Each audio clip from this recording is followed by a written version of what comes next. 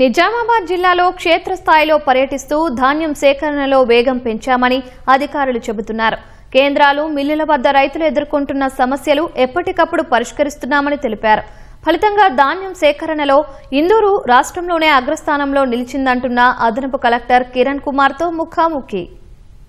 నిజామాబాద్ జిల్లాలో ధాన్యం కొనుగోలు ప్రక్రియ ఊపందుకుంది. అధికారులు క్షేత్రస్థాయిలో పర్యటిస్తూ కొనుగోలు వేగవంతం చేస్తున్నారు. ప్రస్తుతం ఇదే అంశానికి సంబంధించి మనతో మాట్లాడడానికి అదనపు కలెక్టర్ కిరణ్ కుమార్ ఉన్నారు. ఆయనతో మాట్లాడే ప్రయత్నం చేద్దాం. సార్ చెప్పండి, నిజామాబాద్ జిల్లాలో ధాన్యం కొనుగోలు ప్రక్రియ ఎలా జరుగుతుంది? అసలు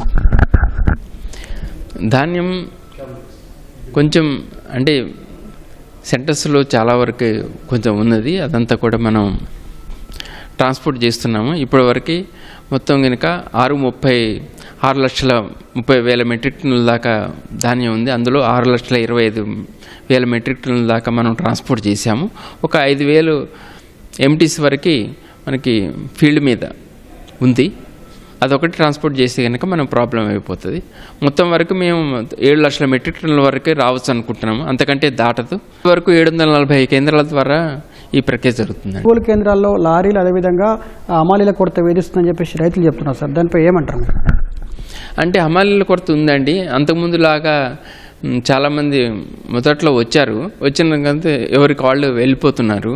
కొంత హమాలీల కొరత ఉంది. అయినా కూడా ఉన్న హమాలీలతోటి వాళ్ళు మొత్తం వేయింగ్ చేయటం, తర్వాత లోడింగ్ చేయటం, ఆ విధంగా చేస్తున్నారు.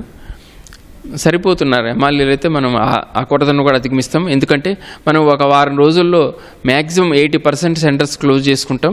ఇప్పటివరకు 50% సెంటర్స్ క్లోజ్ అయిపోయినాయి.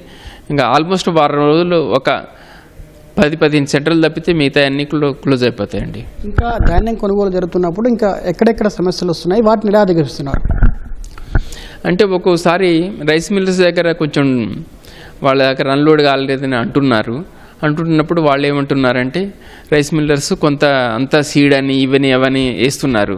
సీడ్ వేసినప్పుడు వాళ్ళు బయోబ్యాగ్ తీసుకోకుండా ఏమన్నా మంచి సీడ్ రానప్పుడు లేకపోతే ఈల్డ్ సరిగా లేనప్పుడు అవి తీసుకొచ్చి ఎఫ్ఈక్యూ ఇవ్వకుండా ఆ మిల్లర్ దగ్గర ఇస్తే ఆ మిల్లర్ అబ్జెక్షన్ పెట్టడం, ఎమ్మటే దించుకోపోవటం, అక్కడ కొంచెం మనకి లేట్ అవుతుంది.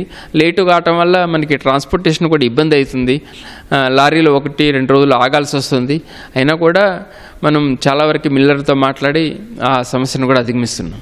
అయితే మిల్లర్లు నాణ్యంగా ఉన్నప్పటికీ కూడా కింటాకు 4 కిలోల తరుగు తీసుకుని చెప్పేసి రైతులు ఆరోపిస్తున్నారు. సార్ ఏమంటారు దీనిపైన?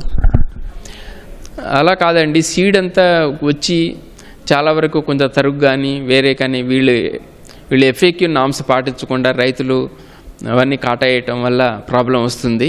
అయితే వీళ్ళందరూ ఏంటంటే కొంతమంది బాగలేని ప్యాడీ దగ్గర కొంచెం తీసుకొని మంచిగున్న ప్యాడీ దగ్గర తీసుకోపోవటం కాకుండా వీళ్ళు కామన్గా తీసుకుంటున్నట్టు మా దృష్టికి వచ్చింది. ఎమ్మటే మేము యాక్షన్ కూడా తీసుకున్నాం. అటువంటి రాగానే కూడా మేము యాక్షన్ తీసుకొని ఆ రైస్ మిల్లర్ దగ్గర తరుగు లేకుండా సెంటర్స్ నుంచి ఎంత పోయిందో అంత ప్యాడీకి మేము ఇప్పిస్తున్నామండి. ధాన్యం కొనుగోలు సంబంధించి ఎంత డబ్బును రైతుల ఖాతాలో జమ చేశారు ఇప్పటివరకు? ఇప్పటివరకు 1,300 కోట్ల వరకు జమ చేశామండి.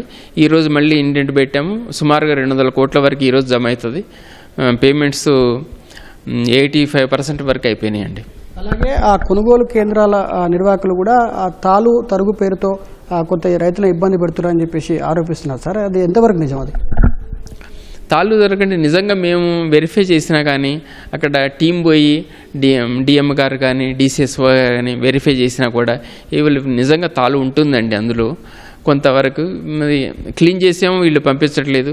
క్లీన్ చేయమంటే మనకి ఇంత ప్రొక్యూర్మెంట్లో కూడా ఈ క్లీన్ చేసి పంపించాలన్నా కూడా సాధ్యమయ్యే పరిస్థితి లేదు. అయినా కూడా కొన్ని సెంటర్స్లో మేము ప్రాక్టికల్గా ఈ ఆటోమేటిక్ క్లీనింగ్ మెషిన్స్ పెట్టేసి చేస్తున్నాము. చేసిన వాటికి వాళ్ళు 100% ఏమాత్రం తరుగు లేకుండా మంచిగా తీసుకుంటున్నారు. కాబట్టి అదొకటి మన దగ్గర అలవాటు చేయాలండి. ఇప్పుడు ఈ టైంలో మనకి ఈ విధంగా క్లీనింగ్ మనం వాళ్ళు ఇన్సిస్ట్ చేసినా కూడా వాళ్ళు వినట్లేదు రైతులు. అట్లా కాకుండా కూడా మళ్ళీ మనకి ప్రాబ్లం అయ్యేటట్టుంది. కాబట్టి వాళ్ళకి నిదానంగానే మేము అలవాటు చేయాలని చెప్పేసి మేము అనుకుంటున్నాం. ప్రతి సీజన్లోనూ బోధన ప్రాంతంలో అనేక మంది రైతులు ప్రైవేట్కి విక్రయిస్తున్నారు. అక్కడ కారణం ఏంటి అసలు? కాదండి, ఇప్పుడు మనం ఎంఎస్పి ఇస్తున్నాము, అంతకంటే ఎక్కువ రేట్ వస్తే మనం అమ్ముకోవద్దని మనం చెప్పలేము. ఎందుకంటే రైతుకి ఎక్కడ లాభం వస్తే అక్కడ అమ్ముకుంటారు. అయితే అక్కడ ఎక్కువ సన్నాలు వేస్తారండి, మంచి మంచి వెరైటీస్ వేస్తారు. వేసినప్పుడు బయట నుంచి మిల్లర్స్ వచ్చి కొనుక్కుపోతారు. ఎక్కడి నుంచో వస్తారు, వచ్చిన తర్వాత వాళ్ళు రేట్ ఎక్కువ ఇస్తారు. తర్వాత పచ్చిదాన్ని ఎండబెట్టకుండానే వాళ్ళు కొనుగోలు చేసి తీసుకుపోతారు. కాబట్టి మనకంటే ఎక్కువ రేటు వస్తే వాళ్ళ వద్దని చెప్పలేము మనం.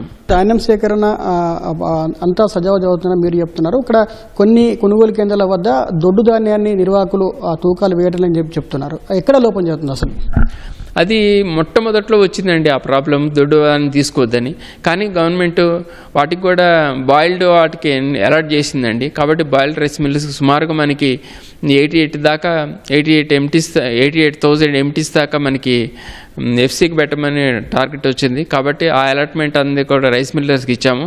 కాబట్టి లావు ధాన్యాన్ని మొత్తం ఈ బాయిల్డ్ మిల్స్కి అయితే తరలిస్తున్నాము. మనకి ఎక్కడ ఇబ్బంది లేదండి. కొన్ని రోజులైతే మేము ఓన్లీ ఈ లావు ధాన్యాన్ని తీసుకొని ఆ అపోహ పోగొట్టడానికి అని చెప్పి ట్రాన్స్పోర్ట్ చేయడం జరిగింది. ఇప్పుడు అసలు అటువంటి సమస్య అయితే ఇప్పుడు ఏం లేదండి.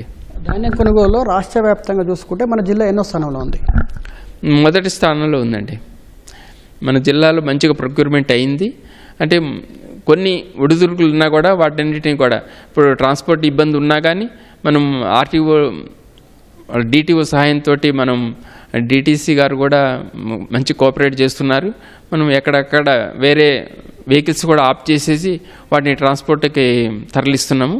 కాబట్టి మనం ఆ విధంగా కూడా మనం ఈ సమస్యను అధిగమిస్తున్నాం అండి. ఇది మొత్తంగా ధాన్యం సేకరణలో రాష్ట్రంలోనే నిజామాబాద్ జిల్లా అగ్రస్థానంలో నిలిచిందని చెప్పి అదనపు కలెక్టర్ కిరణ్ కుమార్ చెబుతున్నారు. మిగతా ఆ ధాన్యాన్ని కూడా త్వరితగతిన కొనుగోలు చేసి రైతులకు ఇబ్బందులు లేకుండా చర్యలు తీసుకుంటామని చెప్పి స్పష్టం చేస్తున్నారు. కెమెరామాన్ మనోజ్తో జైపాల్, ఈటీవీ న్యూస్, నిజామాబాద్ నుంచి.